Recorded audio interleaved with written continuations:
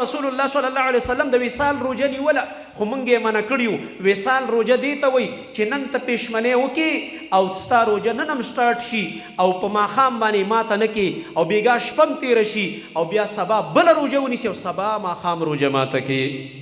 وصال یو ورځ د بلې سره وصل کول، یعنې 2 ورځې روجې نیول په یو پېشمني باندې. نبي علیه السلام کې طاقت، موږ هغه یوې ته پریشان او اوس روجې څومره په ښه موسم کې را روانې. اوس نه بعضې کسان لګېدي یاره څنګه چل به کېږي، دا شپه ورځ چې په خوراکونو عادت او هر وخت خوله خوځېږي شخوند وی لګي او ته پریشان وي. او بعضې خلک روژه په دې پاس کوي چې د سهار نه ماسپښین پورې خوبونه، منځونه ترې ګډ وډ، تلاوت نه، اذکار نه، او بس روژه ده.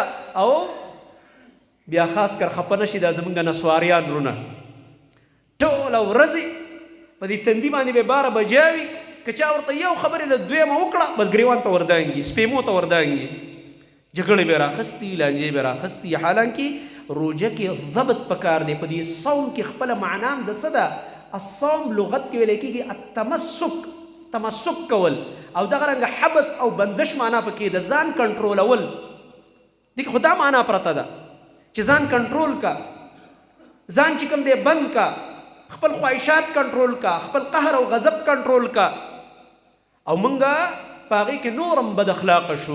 وجه دا ده چې زموږ دیني تربیت نه دی شوی او نه په هغه اصولو باندې یو عبادت کو کوم چې موږ ته قرآن او سنت راښودلي دي. نو د روژې خپله معنا چې کوم دی صوم کې معنا د دغه پرته ده چې ځان کنټرولول او ځان بندول د هغه څه نه چې الله او رسول دې موږ منع کړي.